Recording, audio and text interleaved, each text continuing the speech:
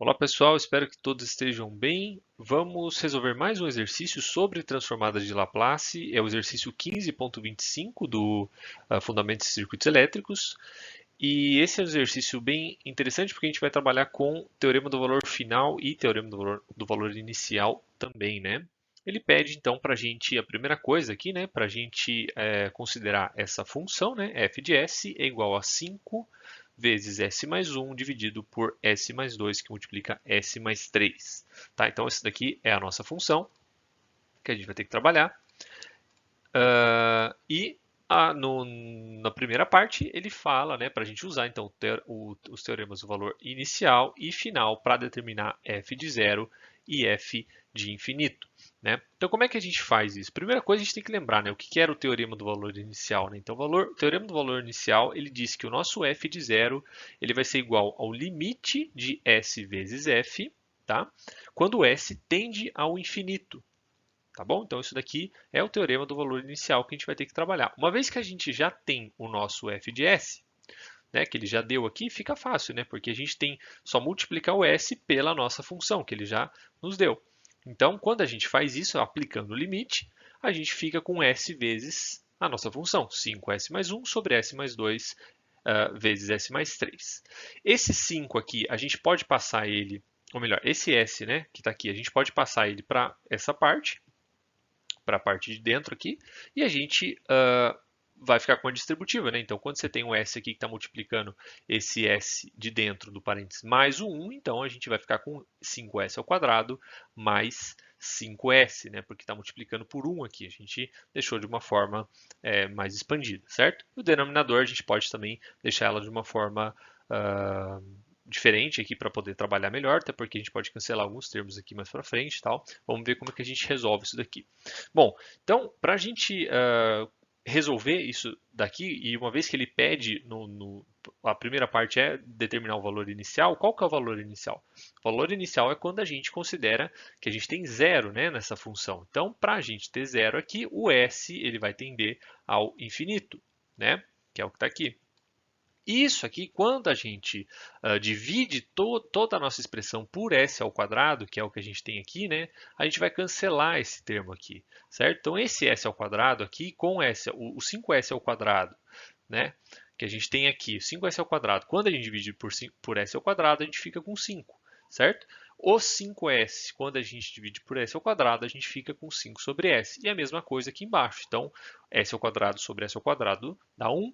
5s sobre s ao quadrado vai dar 5 sobre s, e depois s dividido por s ao quadrado vai ficar como s, ou melhor, 6 dividido por s ao quadrado vai ficar como 6 sobre s ao quadrado, porque não tem nada que multiplique o 6 aqui, né? Então a gente vai ficar com essa expressão dessa mesma forma.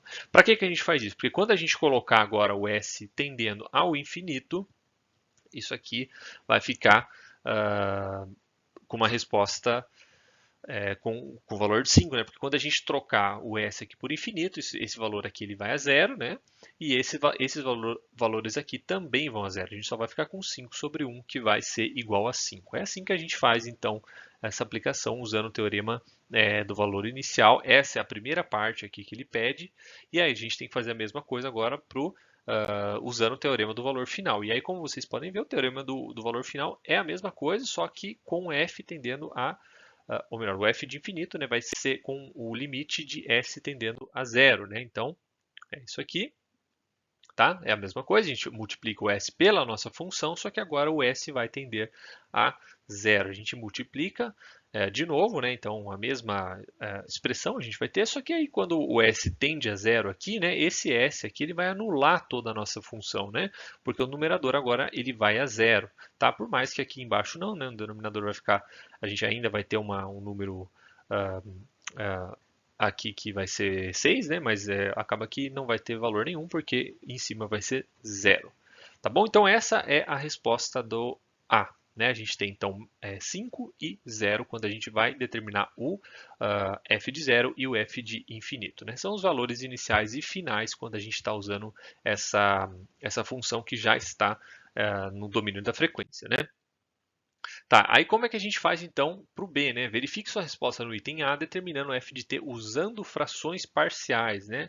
Lembrando então, frações parciais são aquelas frações que a gente vai usar para simplificar o nosso método de cálculo e depois a gente vai devolver os valores para a forma original, né? Então, como é que a gente resolve isso daqui? A gente tem a nossa função aqui, né? 5 que multiplica s mais 1 dividido por s mais 2 vezes s mais 3, isso aqui é o que ele já nos deu, e a gente pode dividir isso daqui em duas partes, né? Então, a gente vai colocar uma soma aqui, né?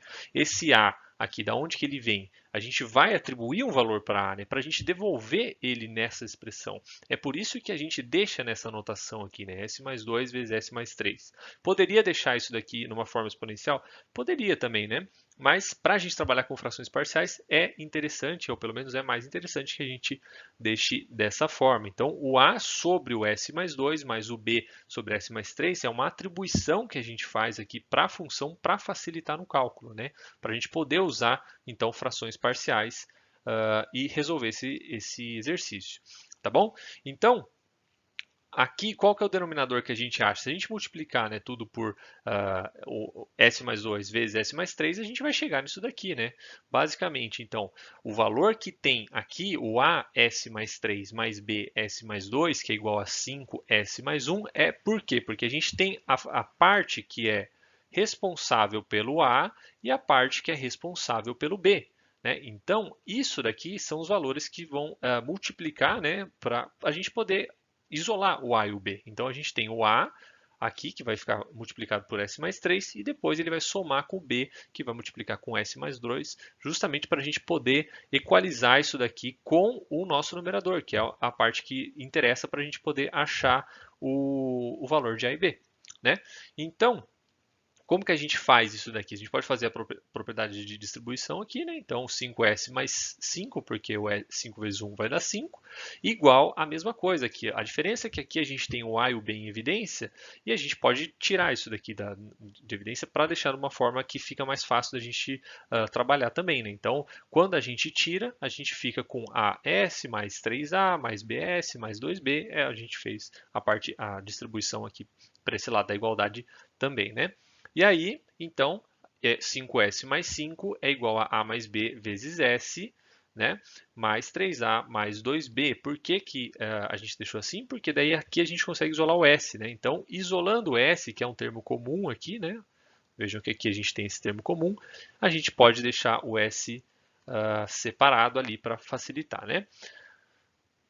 E aí, então, vem a parte final. Por que que a gente fez tudo isso? Porque daí, como a gente tem as mesmas bases, né, a gente vai poder deixar eles iguais. Então, igualando os coeficientes de S, ou seja, o que está multiplicando o S aqui, que no caso é o A e o B, e aqui também, né? Lembrando que a gente pode ter um S elevado a zero aqui, né? Que é igual a 1, é a mesma coisa.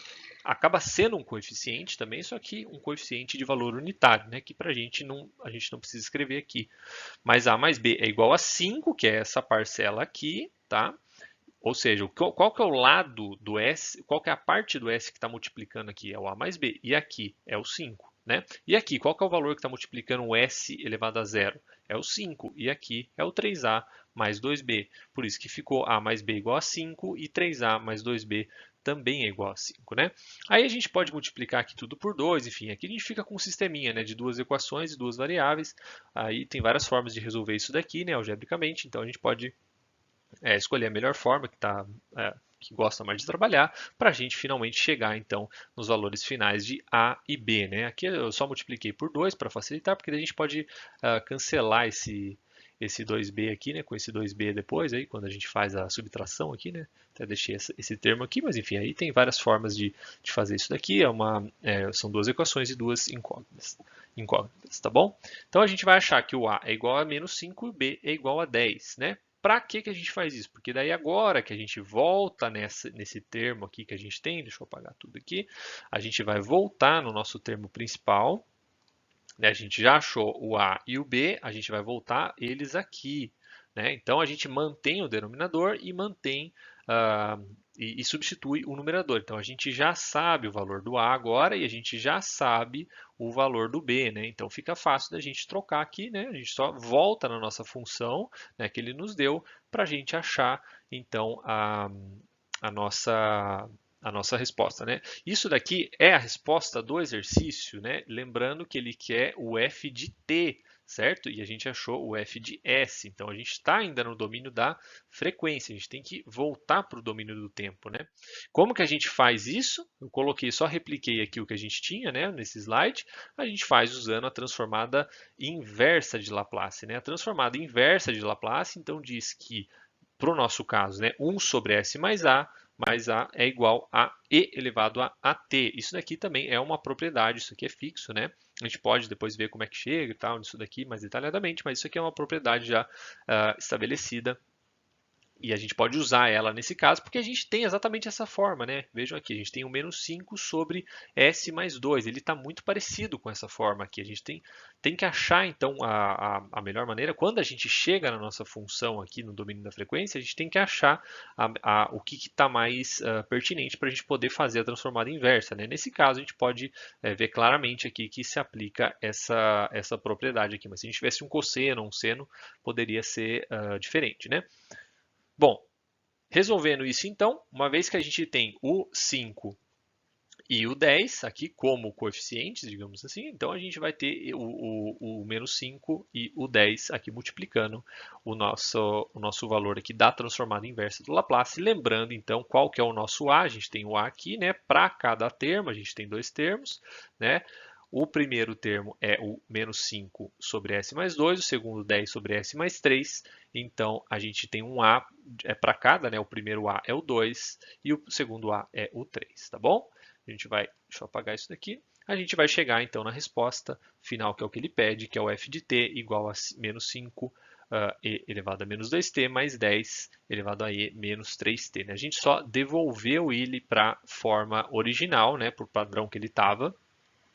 Só que agora no domínio do tempo, né? Então a gente vejam que aqui a gente tinha o domínio da frequência e o que ele quer é o domínio do tempo, que foi o que ele pediu aqui, usando frações parciais, que foi o que a gente fez. Então a gente teve que usar frações parciais e depois a transformada inversa do Laplace. Vejam que a gente avançou e depois a gente voltou, né? Isso é a forma como a gente pode resolver diversos problemas depois na parte de circuitos elétricos e tal. A gente vai fazer alguns exemplos também. Tá bom? Então, para esse exercício, a gente finaliza aqui, né? A gente responde ele dessa forma. A gente pode verificar também, né? Se vocês quiserem, a gente coloca aqui o valor inicial dele, né? E o valor final. Então, basicamente, a gente tem que chegar no 5 e no 0, né? Isso aqui é interessante porque a gente vê que a nossa resposta, a nossa primeira resposta, ela estava certa, né? Então, é o valor que a gente já tinha encontrado, simplesmente a gente substitui, né? Então, o valor de t por zero primeiro e depois o valor de t por infinito, né? Aqui, na verdade, tinha até um menos, né? Que é menos 5 vezes e elevado a menos 2t, né? E aí, mas enfim, é zero mesmo, então o valor final vai ser zero. Tá bom? Então é isso. Espero que tenha ajudado e até a próxima.